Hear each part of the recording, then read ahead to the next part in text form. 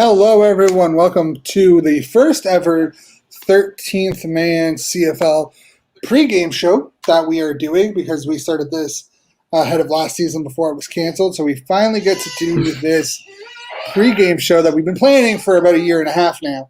Thank you all for joining us. Yes. We are powered by Bodog. Head on over to our Twitter page for the link to sign up on Bodog today. You have about an hour, just over an hour left to get your preseason props in to figure out, MLB or MOP leader, rushing yard leader, win totals for teams. So head on over there and check it out. Frankie, how excited are you for football?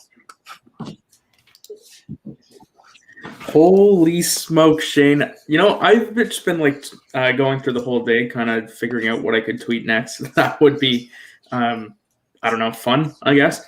And just the fact that now here we are, we're sitting, an hour and 9 minutes away from kickoff. I'm almost in a state of disbelief, to be honest with you. It's still in my mind, I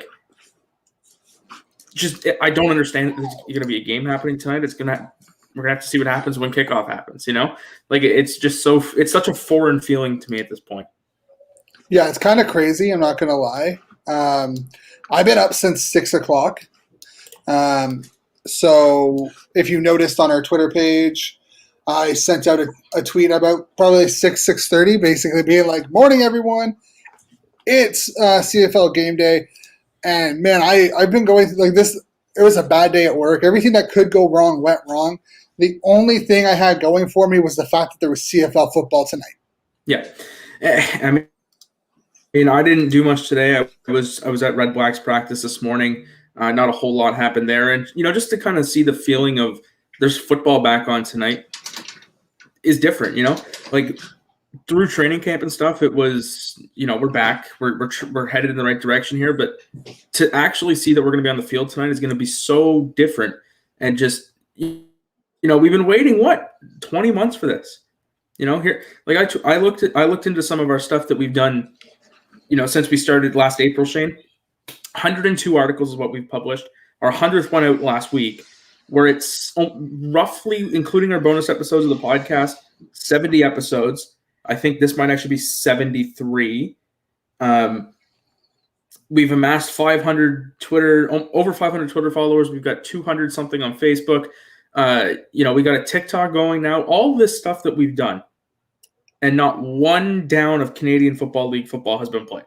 Yeah, and I think that's pretty impressive. And to me, that's so exciting. Yeah, it's impressive for two guys who, we both work basically full time. You're in school. I have a family, going. We have so much things going for us on the side that, I think we've done pretty well with this.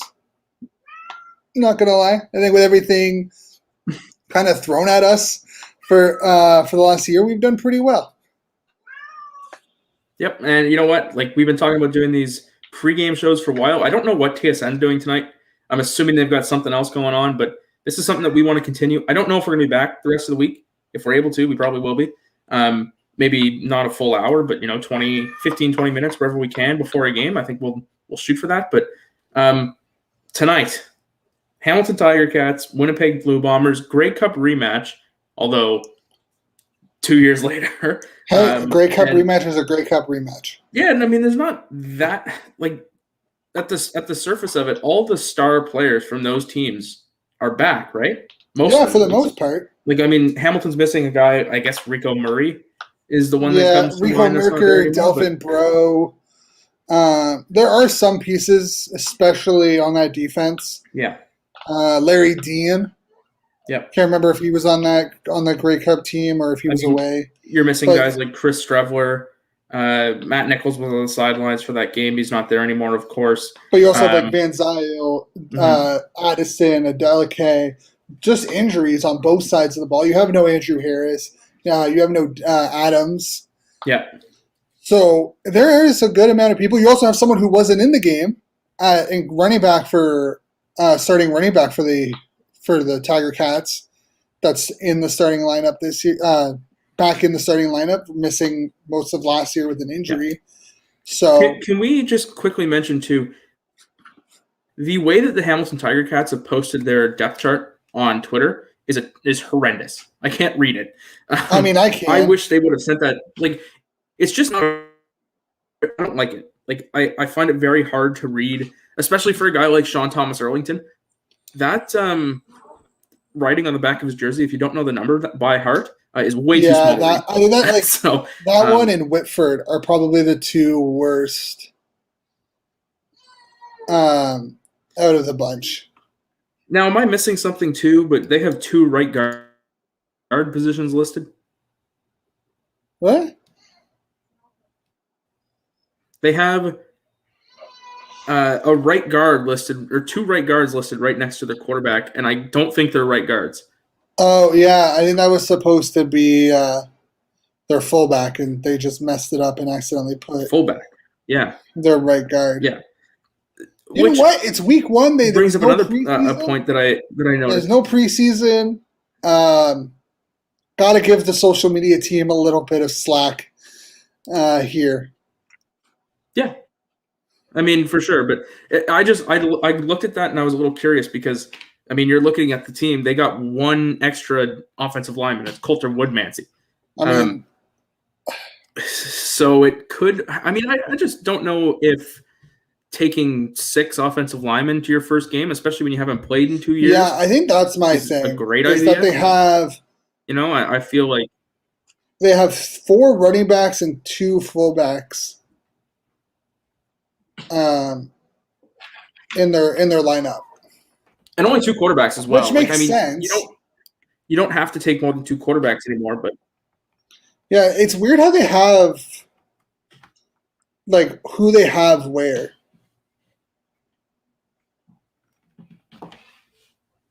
So yeah, you're more of an offensive line guru than I mean, like just in terms of who they have. You know more about that. But of course, we're having technical difficulties. It's always the case. Looks like Frankie's frozen. Yeah, I think I'm having a little bit of a connection issue here. It should be fixed. I think I just plugged my my hard wire in, so it should be fine now. Cool. But looking at who they have, you know, I'm my worry is the right tackle, Okafor versus Willie Jefferson on that right tackle left end spot, depending on how you look at the defense. You know, that's usually Chris Van Zyle's spot. And he's not in. So you have Okafor coming in for him. I think that's a Willie Jefferson win right there. But my thing is Woodmansey as the only backup player. Like you don't have a backup tackle. So if one of your guards goes down or your center, you're set. But looking at the line, I'm not sure if someone can slot in at tackle if one of your 2 tackles go down. I mean, again, you're the more resident offensive lineman for us, right? I don't know. I'll be honest. I know nothing about the offensive line. If you asked me to figure out who played where, wouldn't ring a bell in my mind. I couldn't tell you. Whether they have a person who could slide out to play one of the tackle positions, I don't know. Maybe Woodmansey can play tackle. I really don't know. But I feel like he played a little bit of tackle in university. Yeah, but like what? At this point, though, is it really unrealistic to see 2 offensive linemen from the same team go down in the early weeks of the season here when they haven't played for 2 years? Possibly. So what's the backup plan if that happens? You pull one of your 2 extra defensive linemen that you have and then move, or one of your 3 extra defensive linemen. And that's the thing, is that they have 3 extra D linemen that you could have easily, like, here's the thing that I have an issue with Hamilton is they have 5 extra linebackers. And technically, they only have 4 because you can make the argument that the Sam linebacker position is more of a DB in the CFL. So if you want, so you have 3 DB backups. Yep. On your defense alone, you have 11 of your backups. You have 4 running backs, three running back backups, one quarterback, one fullback, one receiver, and then one lineman. To be honest, I would have taken out two of these linebackers and put in an extra two linemen, or at least an extra one offensive lineman and an extra receiver. I mean, that's what doesn't make a lot of sense to me, right? Because worst case scenario, if a defensive lineman gets hurt, you can pull a linebacker, right? You can kind of move those positions around if you get really desperate and you have to. Offensive line's different. You can't take a receiver and put them in offensive line. You can't really take a defensive lineman and put them at offensive line. You're kind of like, you're shooting yourself in the foot. And I mean, like I said, it's been 2 years since we played a football game. It's not out of the realm of possibility that guys get hurt. And I mean, the players have been saying it. They think that is going to potentially be what happens. So to only bring one, I think, is a little bit dangerous for Hamilton. They're kind of living on the edge with that. That might be something that bites me in the ass tonight. I hope it doesn't, because, you know, I want to see guys stay healthy. I want to see a good football game. But, yeah, that's something that if I was a Tiger Cats fan, I'd be looking at and be going, I don't really know about that one. I think that might be a little nerve-wracking for me. Yeah, it's definitely one of the things that I'm looking at, and I'm like, this could be problematic. Yeah. Before we take a look at the Winnipeg depth chart, which also has its fair share of problems, but there is a start, and the contrast isn't much different than what Winnipeg has versus Hamilton. But before we get into that, sometime last week, the CFL announced the forfeiture games, or 2 weeks ago, the forfeiture games, and if you have to forfeit a game or can't reschedule a game because of a COVID outbreak, you're going to lose the point. Like, you're just going to lose. You're going to get credit with a loss. And then the CFLPA today came out being like, if this happens, we're going to file grievances. And my thinking is that this is exactly why you can't grow the game, because the CFLPA is its own worst enemy at times. Yeah, I get why they're doing it, right? I don't think they want to see any of their players lose a paycheck. And I think to them it's been a priority that they don't want to have teams necessarily know who's vaccinated. The player's entitled to their privacy in this matter. There's been times where I believe that they've been fighting against having different rules for vaccinated versus non-vaccinated players, and, you know, like the NFL has had before. And like, I get why they're doing it, but at the same time, you know, this is a rule that's put in place. You have the way out of it. If you get vaccinated, you can go and you can do the things that the vaccinated players can do. I believe the rule applies mostly to unvaccinated players. The rule is for teams that are under the rule is for teams under 85%. Yeah. So if your team is 85% vaccinated and you miss a game and you are credited with a loss, you will still get money. Yeah. You will still get paid. And that's where it's on the player's shoulders to get vaccinated. You know, I think it's to me, it's an easy choice, right? I didn't even consider whether I should or I shouldn't. It was an automatic yes. As soon as it was rolled out and, you know, it was available, I was there, and side effects are side effects. I mean, we're not a political show. I don't think a vaccine's a political statement, but that's a topic for a different day and a different story, or a different show. But yeah, I mean, if the players don't want to lose a paycheck, if they have to forfeit a game, get vaccinated.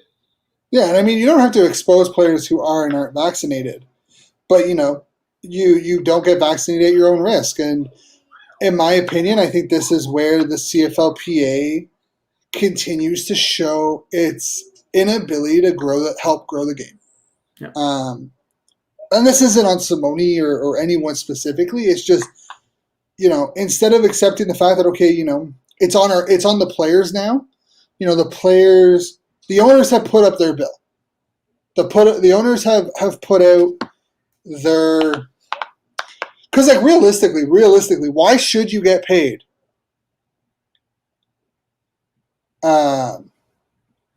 for missing a game when you chose not to get vaccinated? Yeah. I don't necessarily disagree. I mean, my stance on the vaccine is pretty known. I've been very public about that because they are safe. But yeah, I mean, if you're playing in a league and the league says we want you to be vaccinated, or else if this happens, it's your fault, basically, I'm okay with that. Yeah. And I mean, we're going to have people who comment certain things, and, you know, that's their opinion on it. It's just unfortunately, this is going to be a recurring topic until, especially if it is happening, especially if it's enforced. Yeah. You know, it's part of sports now. Things like this are part of sports, and you may not agree with it, but that's kind of the way it's going right now. Yeah. Moving swiftly onwards, before we do get to Winnipeg, Shane, we have a big story in Hamilton to get to with Jeremiah Mazzoli taking the starting spot from Dane Evans. Well, not taking it from him, but winning it. Earning it back. Yeah.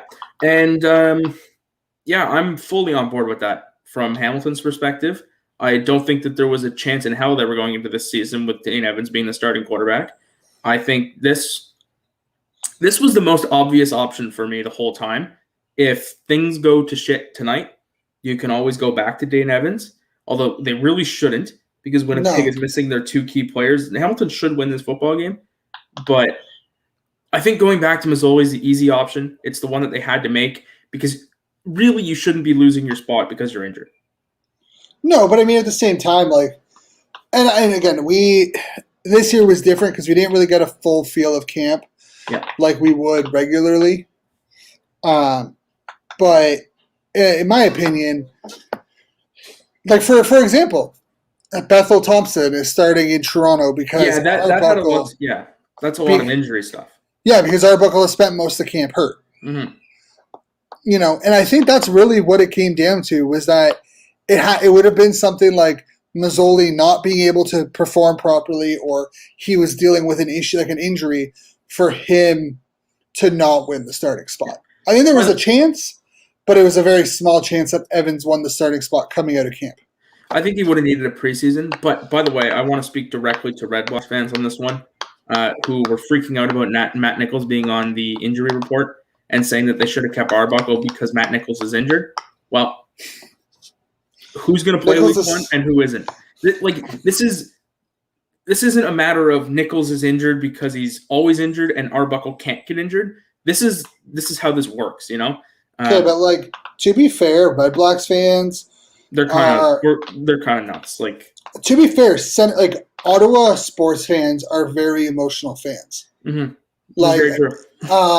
It's not just the Red Blacks; it is Ottawa sports fans. They are very emotional. I'm allowed to make fun of Red Blacks fans, though. I hold that right. Why? Because I am one.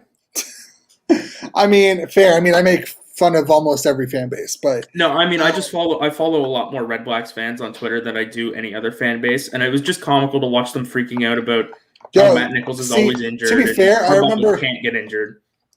I remember getting attacked by Red Blacks fans one year because I said that I'd rather have Tate as my starting quarterback over Trevor Harris, and I didn't think Trevor Harris was actually like a solid, like a top 3 quarterback in the league. Hey, this sounds like Saturday show to me. I'm guilty. So, to be fair, like fans though, like they're passionate, they're emotional. There's nothing wrong with it. But yeah, I agree. It's like Michael Riley. I know there's reports saying that he is going to play. He's listed at. Is he? Because I know he's listed at number 1 in the depth chart. But I know there's also reports saying that he might not actually be able to play. So here's the thing: when you look at those injury reports, right? All limited means if they were limited, it means they could have played from 1% of the reps to 99% of the reps. If they miss 1 rep, they're technically limited. So they'll go on their report as limited. So whenever you see limited next to your favorite player in one of those injury reports, don't necessarily assume that means they're hurt, because it could have just been a rest day for them. In Mike Riley's case, right, I think he had an MRI, right? Yeah.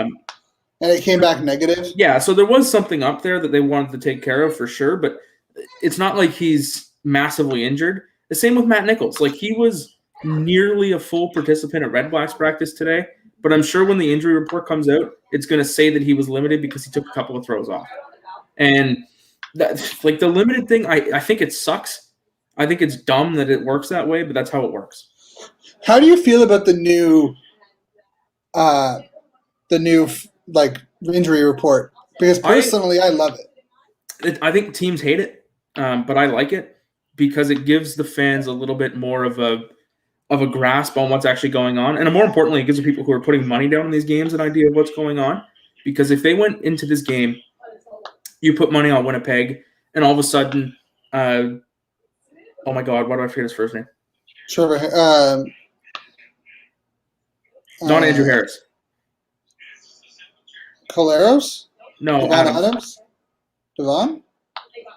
Whatever it is. Devon, Anyway, Adams? I can't even remember it now. God damn. But if Harris and Adams come out or don't come out on the field with the team and you put $200 down on the Bombers, you're not going to feel great. You know, I think it's important that now that betting is legal that they do that. What I do think is going to take a little bit of time for fans to kind of come to grips with what it all means.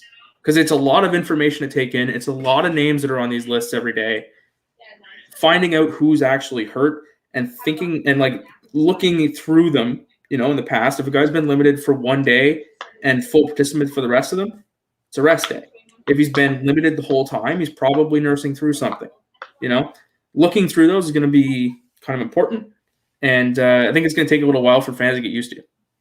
Yeah, probably. I agree. I think it's going to be interesting.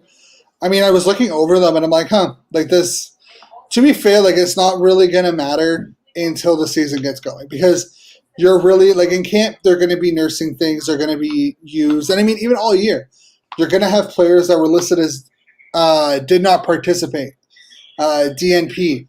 I guarantee you there's going to be 1 week in like week 5.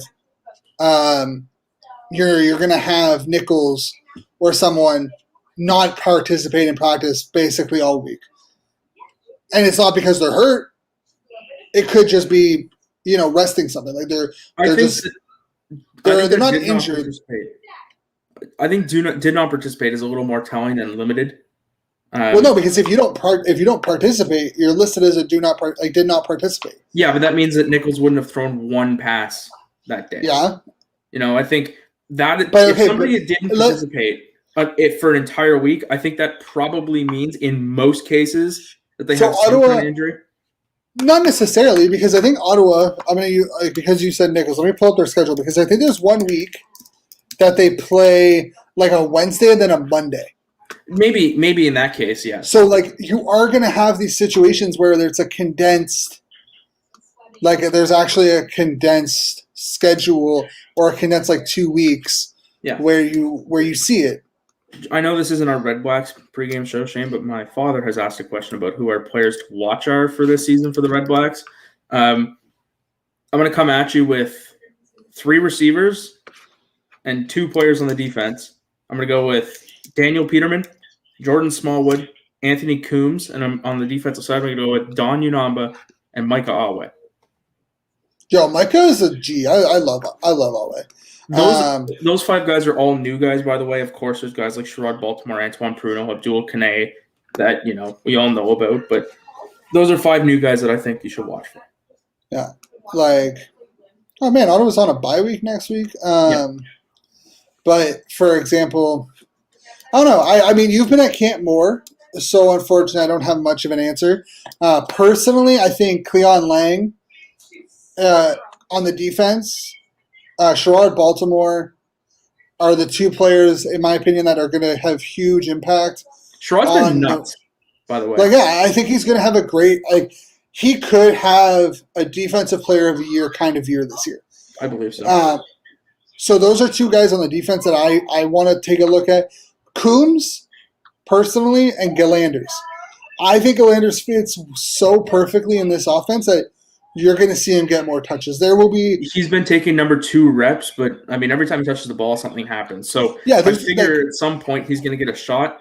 Maybe if Timothy Flanders doesn't pan out the way they wanted to, but or they're going to run a 3 set where you have Coombs, Flanders, and Galanders on the field at the same time. Possible. Because they can all catch out of the backfield. They can all be spread out. Like, I feel like Paul LaPolice will get Galanders on the field and getting touches.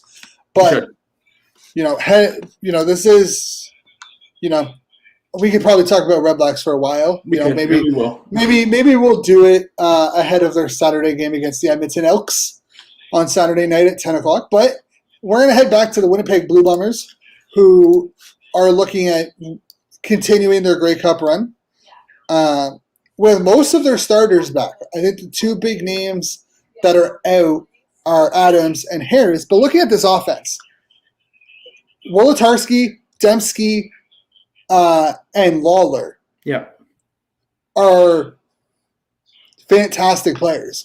So are they good enough to offset Adams? I hope so, because these are three big names that should be able to produce even without Adams in the lineup. I'm expecting 120-plus yards from Drew Wolotarski tonight. I'm fully expecting that. Yeah, I mean, personally, my thing is Caleres. Also, I'm going to try unfreezing your camera because it's is my camera still frozen? Yeah. I don't know why. It's been bugging me. I hope it's not an ugly position. It kind of is. Uh-oh. My camera, it's not frozen on my end. I don't know why that's doing that. Yeah, it's frozen on my end. I don't know if it's me or whatnot. I don't know, but I can check. But yeah, I mean, I'm expecting a very big night from Wolotarski. Yeah, and I mean, hey, apparently Hamilton's not the only one to have a limited O-line backup and a crap ton of defensive backup. They only have two. They have two offensive linemen. So at least they're better prepared than Hamilton in case they lose an offensive lineman. Not very much though, eh? Like, I don't know. I just personally, if I was a coach, if I had to choose, I would have 9. I would have up to 9 linemen. I would have at least 3 backups. Yeah, like I would have up to 9, like 4 backups in case of issues. Also because of power sets. Like, no offense to fullbacks and whatnot, but you don't compete compared to another guard in that power set. No, if you're going to do it, right? No, a fullback isn't pushing 300 pounds at 6'8". It's just not happening. But realistically, I think it's going to be a battle of the trenches. You have Couture and Bryant and Neufeld kind of sitting there with like their back. You have your 3 Canadians in the middle from left guard to right guard. It's going to be interesting. How do you feel about Zach Collaros going into this season? I think with this offensive line, though, he'll actually be able to stay healthy. If he doesn't have – the only issue is Simone Lawrence. Yeah. I think – I didn't even think about that, eh? What happened last time these guys met up in week 1? Yeah, Collaros and Lawrence. See, I don't think Lawrence is a dirty player. I don't think he intentionally goes out there and hurts them. I think he just – I feel like he just goes out and he gets caught up in the heat of the moment and does stupid stuff. He's no, oh my God. Vontae Perfect? No. The guy that played for Montreal forever. Kyrie Tibert? Yes. Yeah. I mean, Simone, though, he plays with fire. He's not a guy that I think is going to be too affected by this massive layoff. I think he's going to come out and look just about as good as he did before. Because I just feel like he's that kind of player. He's just always good. He's always got his A game going. Oh man, the matchup between him and Jefferson is huge. It's too bad you're not going to see the field at the same time, though. Well, no, but the chirping will be amazing. Yeah, I mean, but seeing Simone at that weak side linebacker position and then having Jefferson at that DN position, it's going to be so interesting to see what happens. Yeah. Another player that I'm interested in watching for Hamilton is Dylan Wynn. He had a great year in 2019. He's back in the black and gold. He's going to be in at that defensive tackle spot, so he's most likely going to play a three tech beside Hauser and backed up by Muldean. I'm interested to see how he does inside against this offensive line, who I'm pretty sure, if my notes are correct, I'm going to double check them. I'm pretty sure it's the same 5 from the Grey Cup. Might be mistaken. There's no chance in hell I would know. I would barely know what the Red Blacks, to be honest. And there's no chance that I'm going to know about the Bombers. I looked it up earlier and I jotted it down. I just want to make sure it was right. Because, not everything on the internet is actually listed as properly, right? So we would know. We post a lot of it. Yeah, post a lot of bullshit and clickbaiting and all that fun stuff. We don't. Clickbait bad. Yeah, I mean, if you didn't understand sarcasm, I don't know what to tell you.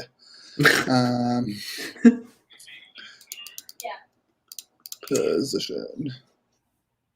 So, Couture, Delarnay, Hadrick, Neufeld. Yeah. Their entire offensive line is back. And they dominated the trenches the last time these two teams met, right? Yeah. Like, that entire offensive line is back from the Grey Cup year. Yeah. So, yeah, good luck with that. Like, good luck to Hamilton. Because they got there's a big difference. There's a big difference with Andrew Harris in there, I think.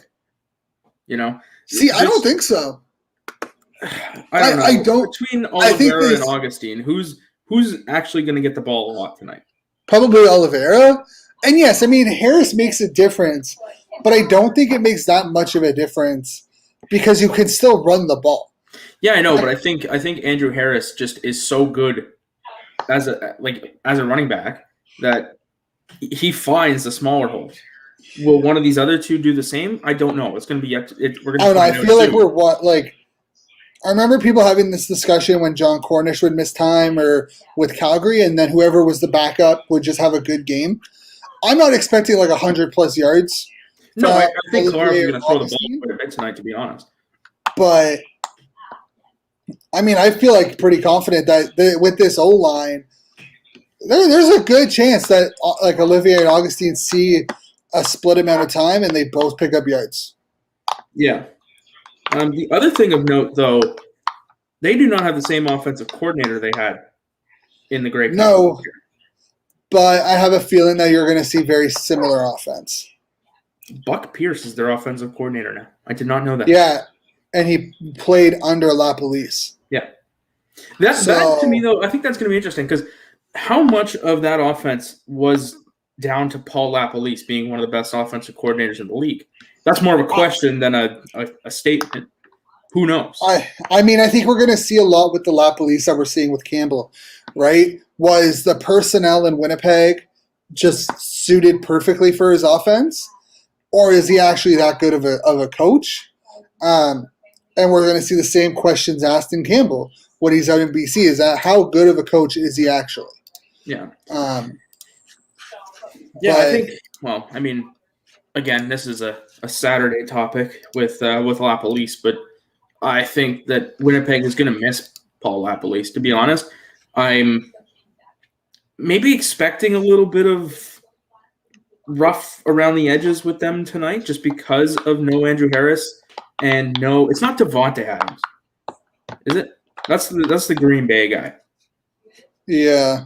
Oh, my God. Darwin. There we go. I don't know why it took us so long. It's been Sorry, Darwin. Away from the CFL, man. And I have his name written on my notepad over here somewhere. But without those two, arguably their two best offensive players, I don't know how they're going to do. But to be fair, it's not like they went into this week practicing. Yeah. They knew both of these guys were very unlikely to play. Yeah. So they have planned and have practiced without these two. So I think it's going to be better than what we think because of that. I don't know. I just – this game comes down to as well, I think, probably who has the better defense. And that's for all of these games this week. That's why, I mean, I'm not ready to count out the Ottawa Red Blacks later this week. It's just the offense, I think, is going to lag behind for a little bit. I think we're going to see some sloppy football on the offensive side for the first couple of weeks. Defenses are going to have an advantage. So I don't know. I think maybe I give that edge to Hamilton right now, but like who knows, man? There's just so many questions. All right, we're going to take a break. Frank can get his camera thing fixed out. Maybe. When we come back, we will talk Argonauts and take a look at what Shane Ray is doing out in Toronto as coming from the NFL. So we'll be right back, and we got that coming up.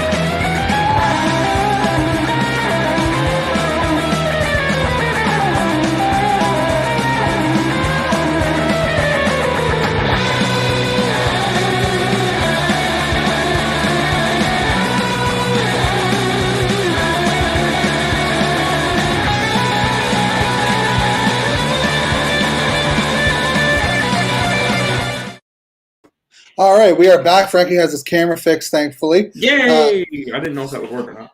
I figured it would, but we got big news out of Toronto. Outside of the Bethel Thompson news starting over Nick Arbuckle because of injury, Shane Ray, former NFLer, Denver Bronco, signed with the Argos in February after being added to their negotiation list in December. He has earned a spot as the starting defensive end adjacent to Charleston Hughes week 1 for the Argos season. This is huge. Odell Willis went home. He's on the suspended list. Shane Ray, in my opinion, could, if he decides to have a CFL career, if he chooses to commit to a CFL career, could have a Hall of Fame career, even though he's 28 and entering the league now. Yeah, I don't know much about the guy, to be completely honest. I didn't know that we'd be going into this, but I'm going to trust what you said on this one. I honest to God, I know nothing about the dude. I figured you would be all over it because you're all over the Bethel Thompson stuff. I figured you would have paid attention to some of the but I actually like McCall Bethel Thompson. See, the only reason why to me this is important is because it's Charleston Hughes. He is adjacent to Charleston Hughes. Yeah. And Charleston Hughes is the favorite to win the SAC title. So if you're looking at probably one of the best dynamic ends in the league, I don't think there's a team that has better ends than Toronto in the starting position. I'm just checking out their roster right now because I'm curious to see what kind of stuff they have, and of course, Ricky Collins Jr., Cam Judge, Eric Rogers, Nick Arbuckle. By the way, that's in numerical order. That's all of their numbers from 0 to 9 that I just listed. 5 players in there that are very noteworthy in the CFL. Henoch Muamba, Jawan Breskison, Vontae Diggs is there. There's just so many guys. Dexter McCoyle. Yeah. Drake Nevis. They have so many Charleston players. Hughes, Bear Woods, who... Honestly, Shane, I'm shocked that Bear Woods is still around at this point. I figured that he was one of the guys. I know, but I figured he'd be one of the guys that, ends up getting cut at the end of training camp because they just don't have enough room for a guy like that. What's the story with Dylan Giffen? Is he going to play? I have no idea. He's not on the injury report. They haven't released their lineups, their depth chart yet. They probably won't release it until tomorrow at the earliest because I think they play on Friday or they play Saturday. They play Saturday at 7 Eastern. Yeah. So BC just released their depth chart today. Includes Michael Riley in the starting spot. Yeah. So I'm assuming that Toronto will probably release their depth chart tomorrow. Sean Oakman's on the Argos still? I guess so. You know who Sean Oakman is, right? The name sounds familiar, but remember that picture that used to go around of that guy that played for Baylor that was absolutely jacked? Oh, yeah. That's Sean Oakman. Yeah. I'm kind of surprised because I think he's been around for a while, just he never stuck on a team. So I'm kind of surprised to see his name still on that roster. Yeah. Holy crap, they have a massive practice roster too. Yeah, because I don't think there was a limit on the practice roster. Well, the Red Blacks one is like 7 or 8 players. Toronto seems to have an entire extra team. Well, yeah, what did you expect? It's Toronto. You got to allow them to have some favorites. Sam Achapong is there. But looking at like so Cordero Law did not participate today in practice. Yep. So that could be consequential. But looking at that defensive line, the idea that you're going to leave your tackles most likely left one-on-one. And I think this is why I'm so scared about the Argos. And I think the Argos could be the runaway favorites to win the Grey Cup. Is you have Cameron Judge, you have Hednock Nwamba, you have, and that's just your linebacker. Like those are your 2 big linebackers, yeah. And then you're most likely going to have your tackles one-on-one. If you're an offense, you're having your tackles most likely one-on-one with Judge and Ray, who, according to all reports, was the most dominant defensive player at Argos camp. Like, he was damn near impossible to block. So it's just a matter of how well does that team gel, right? Like, they have the name recognition there. There's so many superstar talented players there. How many of them gel together? Defensively, I think they might be one of the better teams in the league, at least their front 7. Offensively, it lives and dies with Nick Arbuckle. How does that pan out for them? If your defense can take, like, I don't even think it lives and dies with Arbuckle. You just need – this team reminds me a lot of the 2015 Broncos. Sure. You just need your offense to be good enough not to cost you a game. This defense can win you 14 games. This defense alone, a healthy defense, can win you the Grey Cup. As long as your offense doesn't cost you a game, in my opinion, you have nothing to worry about if you're an Argos fan. In the CFL, not costing you a game is scoring, 25 points at the very least to give your defense a chance? You just can't have costly turnovers. That, I guess, yes, but when I go to a game, I'm not comfortable the team is going to win if they don't score 30 points.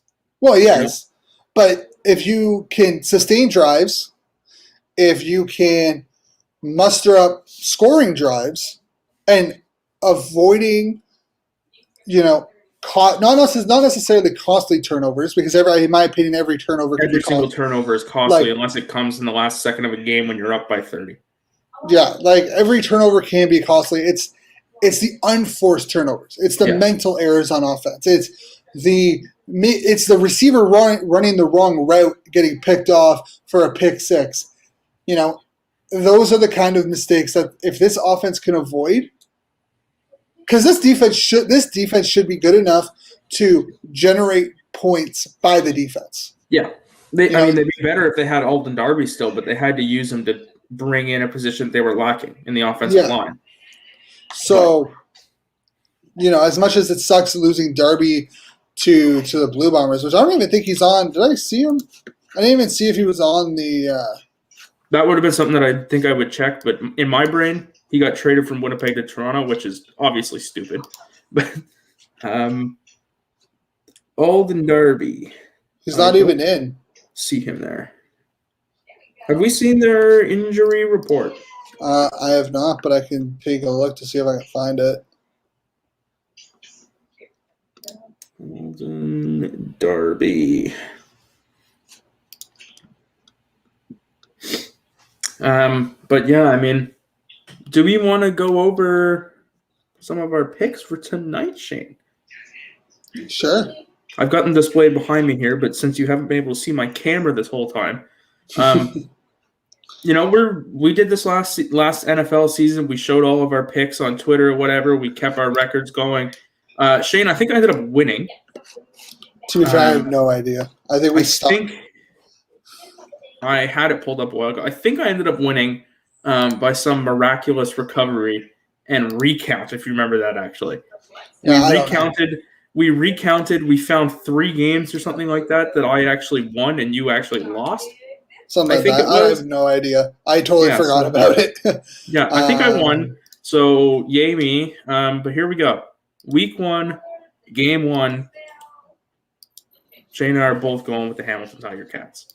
And this is no disrespect to Winnipeg. Winnipeg is a damn good team, and they will be in the playoffs. There's no way to think that they're not going to be in the playoffs. It's just I feel like Hamilton is the more well-rounded team. They have basically the same offensive. Everyone's coming back basically on offense.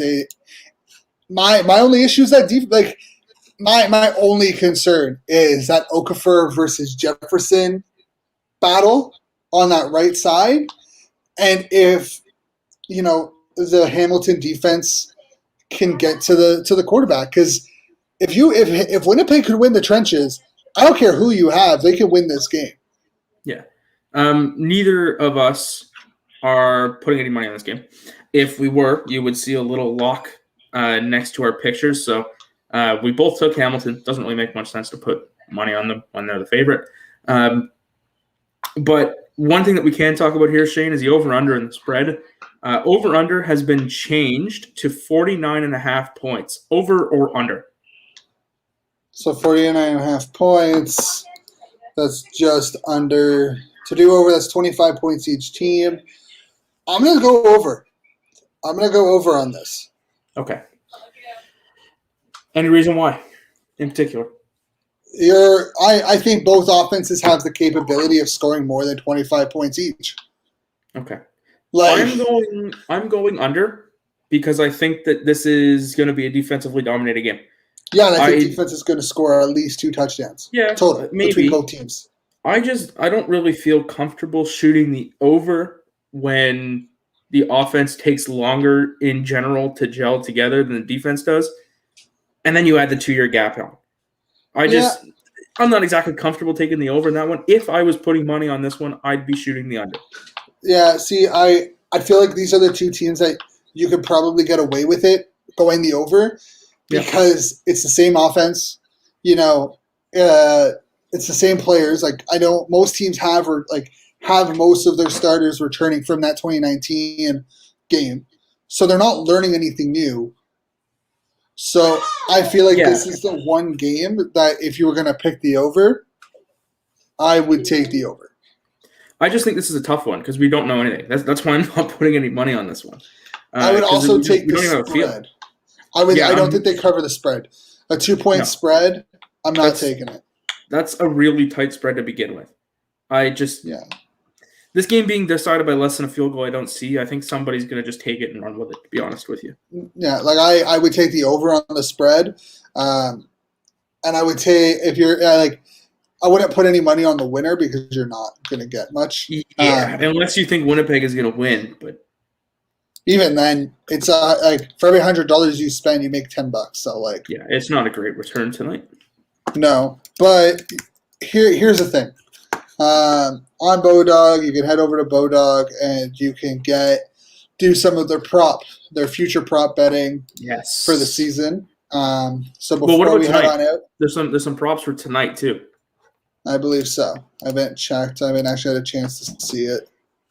I can pull them up here. So I don't see any props for tonight. There are some. I'll pull them up. But anyway, you were saying. So, future game lines. So, we have interceptions leader, most outstanding Canadian, most outstanding defensive player, most outstanding player, passing yards, receiving yards, rushing yards, CFL sack leader. The one I wanted to go to was we'll do this for Hamilton and for Winnipeg. Hamilton's win total Okay. Over or under 9.5? Over. Give me the over on 9.5 for Hamilton. So you think they're going to hit at least 10 wins? They're going to go I at think least they're 10 going to hit and at 4? least 10. I would be surprised if Hamilton doesn't go 13-3 or 14-2. Is there only a 14-week season?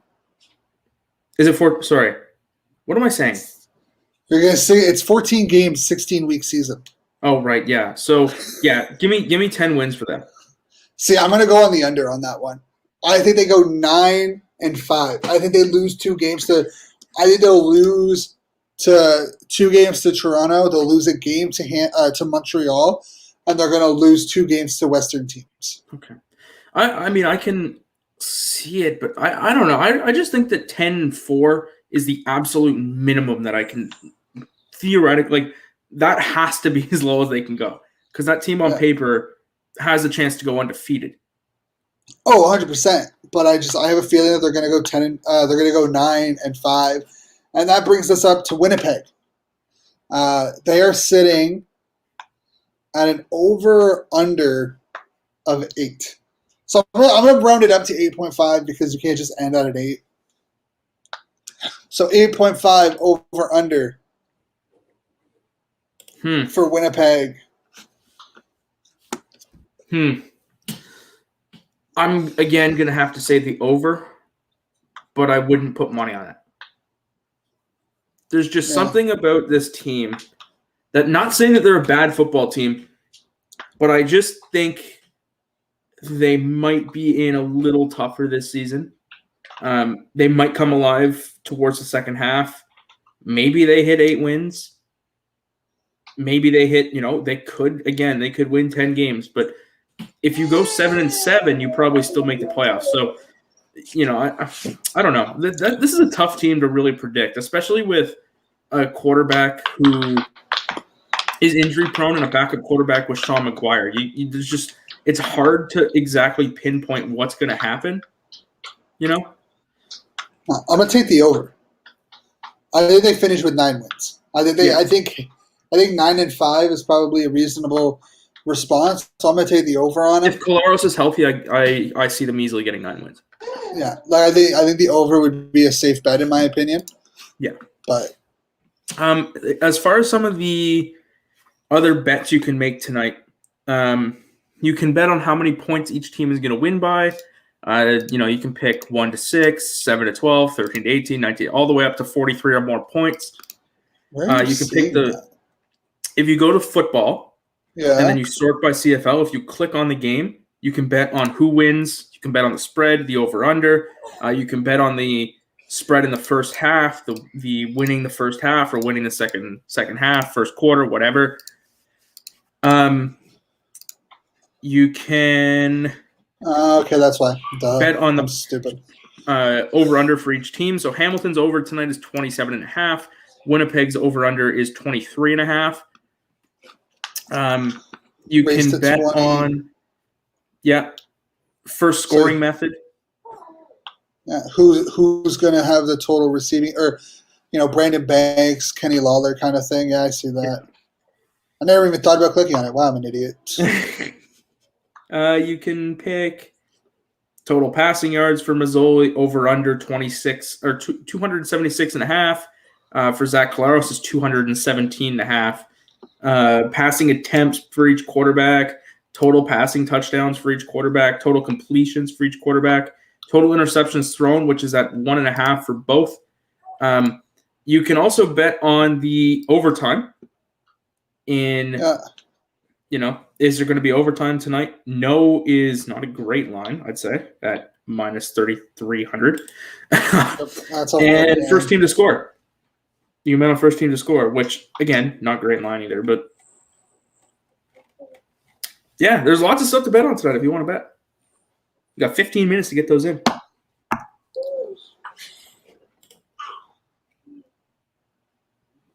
Yeah, those all stop at 9 o'clock or at 8:30. So you have until 8:30. Yeah. 15 minutes from now, nearly exactly. Yeah, so I think that will be all for today's pregame show, guys. This is a hell of a lot of fun of doing it. I think, we got a lot to learn for doing them as our first one. I got to fix up my desk. Got to fix up the lighting. It's a little dark around here. My bad. Mine is a little bright back there and a little dark up here. Yeah, so I need to fix up the lighting this week. I have a ring light. I just don't have the light in the living room turned on. See, what we don't see over here is my acoustic foam that has gone up. So if I was a little echoey in the last couple of weeks, that would be why that wasn't there. Yeah. Might still be bad. I don't know. It's got to go more over there. But thank you all for tuning in. It was a pleasure doing this, and we probably won't do anything tomorrow night. That might change. I'll have to stay tuned to our Twitter page, but I highly doubt anything happens tomorrow night. I don't know about Saturday either. We'll see. But yeah, enjoy the game. Use hashtag 13th Man CFL to let us know your thoughts on the game. Let us know how you're feeling about it, what you're enjoying, what you're not enjoying, and we will definitely look over it next week on next week's episode. Head on over to Bodog. We have a Linktree. It's in the description below if you're watching this on YouTube. It's on our Facebook, or it's on our Twitter and Instagram pages in the bios there, so you can check those out as well.